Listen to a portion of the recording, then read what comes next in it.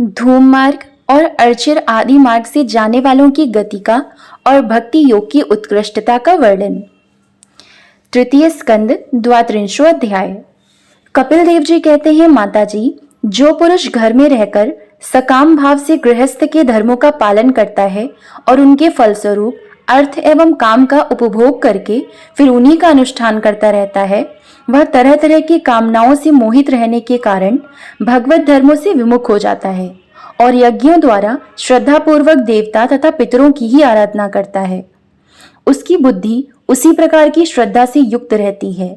देवता और पितर ही उसके उपास्य रहते हैं, अतः वह चंद्रलोक में जाकर उनके साथ सोमपान करता है और फिर पुण्य क्षीण होने पर इसी लोक में लौट आता है। जिस समय प्रलय काल में शेषशायी भगवान शेष शैया पर शयन करते हैं, उस समय सकाम गृहस्थाश्रमियों को प्राप्त होने वाले ये सब लोग भी लीन हो जाते हैं। जो विवेकी पुरुष अपने धर्मों का अर्थ और भोग विलास के लिए उपयोग नहीं करते, बल्कि भगवान की प्रसन्नता के लिए उनका पालन करते हैं, वे अनासक्त, प्रशांत, शुद्ध चित्त, निवृत्ति धर्म परायण, ममता रहित और अहंकार शून्य पुरुष स्वधर्म पालन रूप सत्वगुण के द्वारा सर्वथा शुद्ध चित्त हो जाते हैं। वे अंत में सूर्य मार्ग अर्थात अर्ची मार्ग या सत्वगुण के द्वारा देवयान के द्वारा सर्वव्यापी पूर्ण पुरुष श्रीहरि को ही प्राप्त होते हैं, जो कार्य कारण रूप जगत के नियंता, संसार के उपादान कारण और उसकी उत्पत्ति, पालन एवं संहार करने वाले हैं। जो लोग परमात्मा दृष्टि से हिरण्यगर्भ की उपासना करते हैं, वे दो परार्ध में होने वाले ब्रह्मा जी के प्रलय पर्यंत उनके सत्यलोक में ही रहते हैं। जिस समय देवता आदि से श्रेष्ठ ब्रह्मा जी अपने द्विपरार्ध काल के अधिकार को भोगकर पृथ्वी, जल, अग्नि, वायु, आकाश, मन, इंद्रिय, उनके विषय शब्द आदि और अहंकार आदि के सहित संपूर्ण विश्व का संहार करने की इच्छा से त्रिगुणात्मिका प्रकृति के साथ एक रूप होकर निर्विशेष परमात्मा में लीन हो जाते हैं, उस समय प्राण और मन को जीते हुए वे विरक्त योगी गण भी देह त्याग कर उन भगवान ब्रह्मा जी में ही प्रवेश करते हैं और फिर उन्हीं के साथ परमानंद स्वरूप पुराण पुरुष परब्रह्म में लीन हो जाते हैं। इससे पहले वे भगवान में लीन नहीं हुए, क्योंकि अब तक उनमें अहंकार शेष था। इसलिए माता जी, अब तुम भी अत्यंत भक्तिभाव से उन श्री हरि की ही चरण शरण में जाओ। समस्त प्राणियों का हृदय कमल ही उनका मंदिर है और तुमने भी मुझसे उनका प्रभाव सुन ही लिया है। वेदगर्भ ब्रह्मा जी भी, जो समस्त स्थावर जंगम प्राणियों के आदि कारण हैं, मरीचि आदि ऋषियों, योगेश्वरों, सनकादिकों तथा योग प्रवर्तक सिद्धों के सहित निष्काम कर्म के द्वारा आदि पुरुष श्रेष्ठ सगुण ब्रह्म को प्राप्त होकर भी भेद दृष्टि और कर्तृत्व अभिमान के कारण भगवद इच्छा से जब सर्ग काल उपस्थित होता है, तब काल रूप ईश्वर की प्रेरणा से गुणों में शोभ होने पर फिर पूर्वव्रत प्रकट हो जाते हैं। इसी प्रकार पूर्वोक्त ऋषिगण भी अपने अपने कर्मानुसार ब्रह्मलोक के ऐश्वर्य को भोगकर भगवद इच्छा से गुणों में शोभ होने पर पुनः इस लोक में आ जाते हैं। जिनका चित्त इस लोक में आसक्त है और जो कर्मों में श्रद्धा रखते हैं, वे वेद में कहे हुए काम्य और नित्य कर्मों का सांगोपांग अनुष्ठान करने में ही लगे रहते हैं। उनकी बुद्धि रजोगुण की अधिकता के कारण कुंठित रहती है, हृदय में कामनाओं का जाल फैला रहता है और इंद्रियां उनके वश में नहीं होती।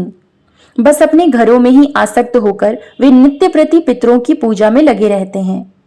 ये लोग अर्थ, धर्म और काम के ही परायण होते हैं। इसलिए जिनके महान पराक्रम अत्यंत कीर्तनीय हैं, उन भवभयहारी श्री मधुसूदन भगवान की कथा वार्ताओं से तो ये विमुख ही रहते हैं।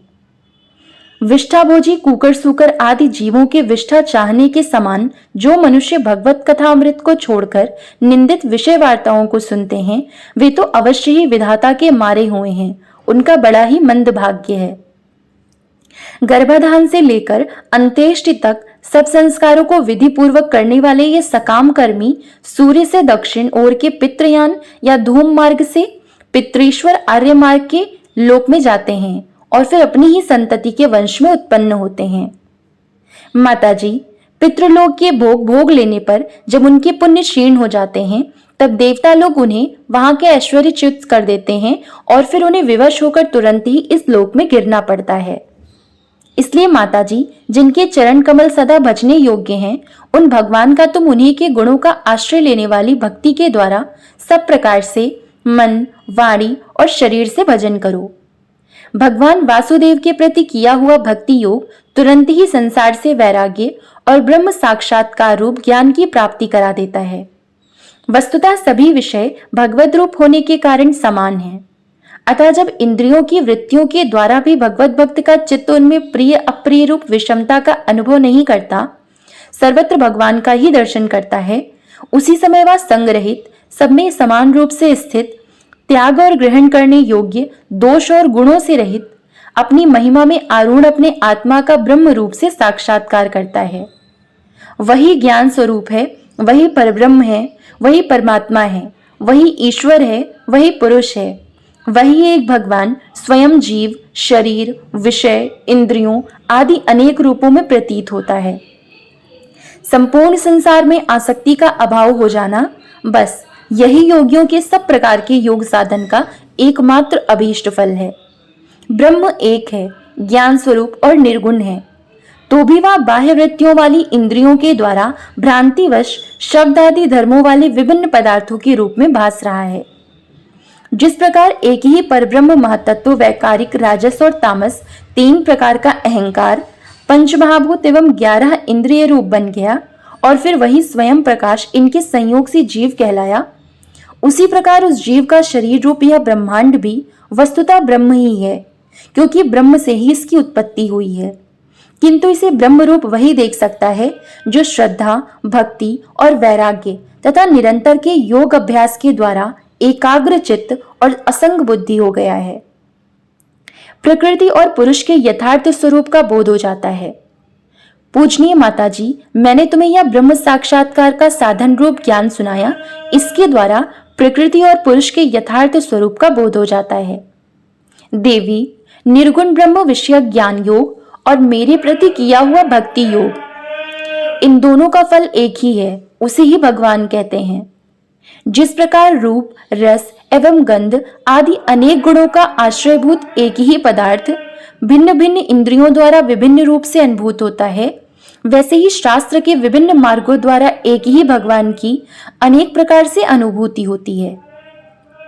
नाना प्रकार के कर्मकलाप, यज्ञ, दान, तप, वेद अध्ययन, वेद विचार, मीमांसा, मन और इंद्रियों के संयम, कर्मों के त्याग, विविध अंगों वाले योग, भक्ति योग, निवृत्ति और प्रवृत्ति रूप सकाम और निष्काम दोनों प्रकार के धर्म, आत्म तत्व के ज्ञान और दृढ़ वैराग्य, इन सभी साधनों से सगुण निर्गुण रूप स्वयं प्रकाश भगवान को ही प्राप्त किया जाता है। माताजी, सात्विक, राजस, तामस और निर्गुण भेद से 4 प्रकार के भक्ति योग का, और जो प्राणियों के जन्म आदि विकारों का हेतु है तथा जिसकी गति जानी नहीं जाती, उस काल का स्वरूप मैं तुमसे कह ही चुका हूं। देवी, अविद्याजनित कर्म के कारण जीव की अनेकों गतियां होती हैं, उनमें जाने पर वह अपने स्वरूप को नहीं पहचान सकता। मैंने तुम्हें जो ज्ञान उपदेश दिया है उसे दुष्ट, दुर्विनीत, घमंडी, दुराचारी और धर्मध्वजी दंभी पुरुषों को नहीं सुनाना चाहिए। जो विषय लोलुप हो, ग्रह आसक्त हो, मेरा भक्त ना हो अथवा मेरे भक्तों से द्वेष करने वाला हो, उसे भी इसका उपदेश कभी ना करें। जो अत्यंत श्रद्धालु भक्त, विनयी, दूसरों के प्रति दोष दृष्टि न रखने वाला, सब प्राणियों से मित्रता रखने वाला, गुरु सेवा में तत्पर, बाह्य विषयों में अनासक्त, शांत चित्त, मत्सर शून्य और पवित्र चित्त हो तथा मुझे परम प्रियतम मानने वाला हो, उसे इसका अवश्य उपदेश करें। माँ, जो पुरुष मुझ में चित्त लगाकर इसका श्रद्धा पूर्वक एक बार भी श्रवण या कथन करेगा, वह मेरे परम पद को प्राप्त होगा। इति श्रीमद्भागवते महापुराणे पारमहंस्यायां संहितायां तृतीय स्कंदे कापिले 32 अध्यायः। ओम नमो भगवते वासुदेवाय। जय श्री राधे कृष्ण।